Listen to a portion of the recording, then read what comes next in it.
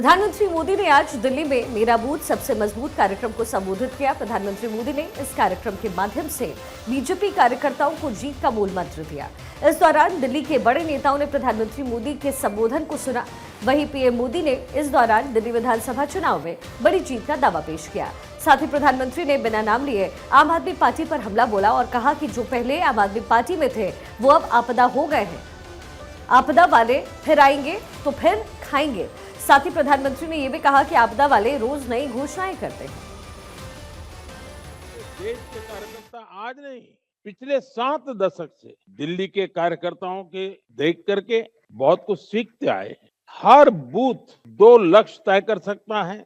एक, मतदान के पुराने सारे रिकॉर्ड तोड़ेंगे। पिछले 10 साल में जितना मतदान हुआ है उससे ज्यादा मतदान हमारे बूथ में होगा। दूसरी बात, मामूली विजय नहीं, हर बूथ पर भाजपा को 50% से ज्यादा वोट कैसे मिले, और इसके लिए बूथ में रहने वाले सब नागरिकों का दिल जीतना है, उनकी दुआएं लेनी है। और इसलिए विजय ही नहीं, लेकिन 50% से ज्यादा वोट वाला बूथ का विजय, और ऐसी सरकार हमको बनानी है। मेरा ये विश्वास इसलिए भी बढ़ रहा है क्योंकि दिल्ली में जहां भी भाजपा कार्यकर्ता जा रहा है वहां दिल्ली के लोग उनका स्वागत कर रहे हैं, उत्साह से उनके साथ विकसित दिल्ली की चर्चा कर रहे हैं। वहीं आपने जो आपदा का संकट ढाया है उनको लोग पहचान गए हैं। पहले जो आप वाले लगते थे वो अब आपदा वाले लगते हैं, और लोग खुल्लम खुल्ला नाराजगी व्यक्त कर रहे हैं।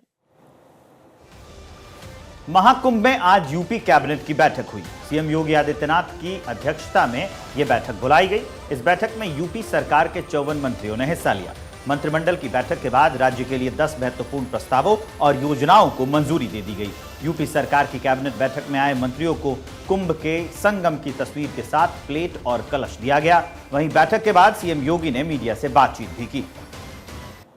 महाकुंभ में पहली बार उत्तर प्रदेश का संपूर्ण मंत्री परिषद उपस्थित है। प्रदेश के विकास से जुड़े हुए जो नीतिगत निर्णय हैं उन मुद्दों पर चर्चा हुई है। इसके अलावा यहां पर अन्य महत्वपूर्ण मुद्दों के साथ साथ प्रयागराज के विकास से जुड़े हुए मुद्दों पर भी चर्चा हुई है। महत्वपूर्ण घोषणाएं प्रयागराज के इंफ्रास्ट्रक्चर, यहां के सस्टेनेबल डेवलपमेंट की दिशा से, डेवलपमेंट और रोजगार की दिशा से, और आने वाले समय में यहां के नागरिकों के जीवन स्तर को और बेहतर बनाने की दिशा में जो आदरणीय प्रधानमंत्री जी की प्रेरणा है उसको आगे बढ़ाने के लिए कुछ घोषणाएं आज यहां पर कैबिनेट ने जिस पे चर्चा की है, अपनी सैद्धांतिक सहमति दी है। और मुझे पूरा विश्वास है कि अगली बार जब कुंभ के साथ उत्तर प्रदेश जुड़ेगा तो इन सब इंफ्रास्ट्रक्चर का लाभ आने वाले श्रद्धालुओं को प्राप्त होगा। वहीं बैठक के बाद सीएम योगी ने संगम में नौका विहार किया और इस दौरान सीएम योगी के साथ दोनों ही डिप्टी सीएम और योगी कैबिनेट के तमाम मंत्री मौजूद रहे। नौका विहार के दौरान सीएम ने संगम किनारे आए साइबेरियन पक्षियों को दाना भी खिलाया। सीएम योगी के साथ मंत्रियों ने भी साइबेरियन पक्षियों को दाना डाला। नौका विहार के बाद सीएम योगी ने तमाम मंत्रियों के साथ महाकुंभ में आस्था की डुबकी लगाई और स्नान के दौरान सभी एक दूसरे के साथ हंसते मुस्कुराते भी नजर आए। सभी मंत्रियों ने एक दूसरे पर पानी उड़ेलकर हंसी मजाक भी किया। स्नान हुआ, भव्य स्नान हुआ, और आज का जो आनंद है उसे शब्दों में व्यक्त नहीं किया जा सकता। यहाँ आज जो महाकुंभ प्रयागराज 2025 में कैबिनेट की मंत्री परिषद की संयुक्त बैठक हुई है। बड़े बड़े फैसले भी लिए गए हैं और 2025 के महाकुंभ में 2031 के अर्धकुंभ की तैयारी भी शुरू हो गई है। और वहीं इस मौके पर सीएम योगी ने पूरी श्रद्धा और भक्ति के साथ मां गंगा की पूजा आराधना की। पूरे विधि विधान के साथ सीएम योगी ने गंगा आरती भी की। इस दौरान उनके साथ यूपी के सभी मंत्री, दोनों डिप्टी सीएम भी मौजूद रहे। वहीं पूजा के दौरान मंत्रोच्चारण की ध्वनि से संगम पर अद्भुत और अलौकिक दृश्य नजर आया।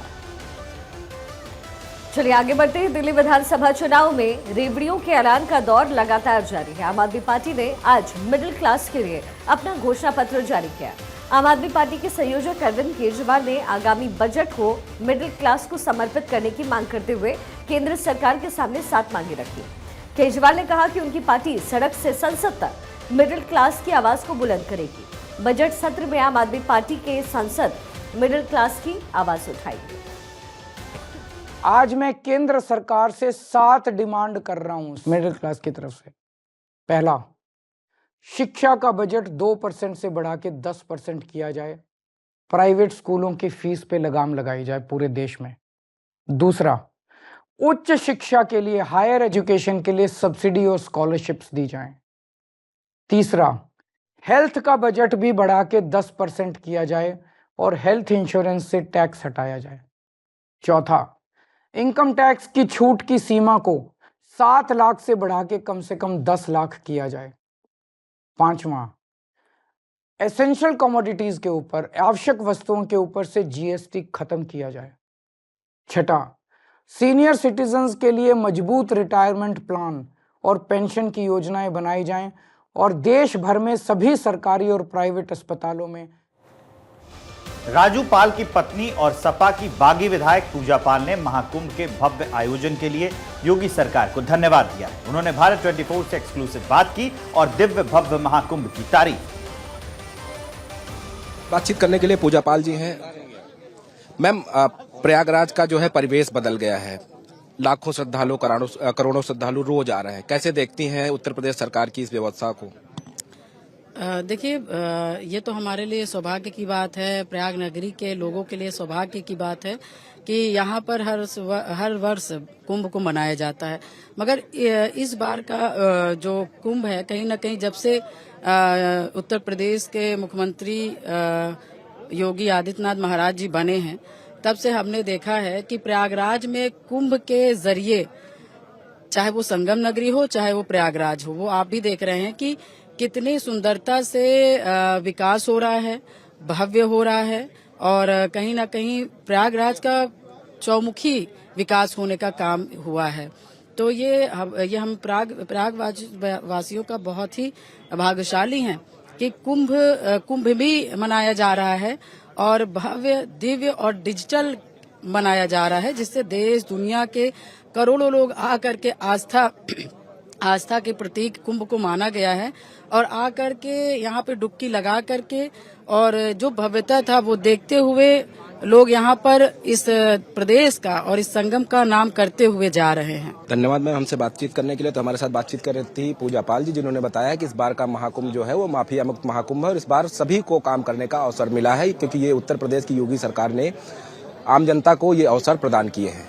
वीडियो जर्नलिस्ट रोशन यादव के साथ नीलेश चौहान, भारत 24।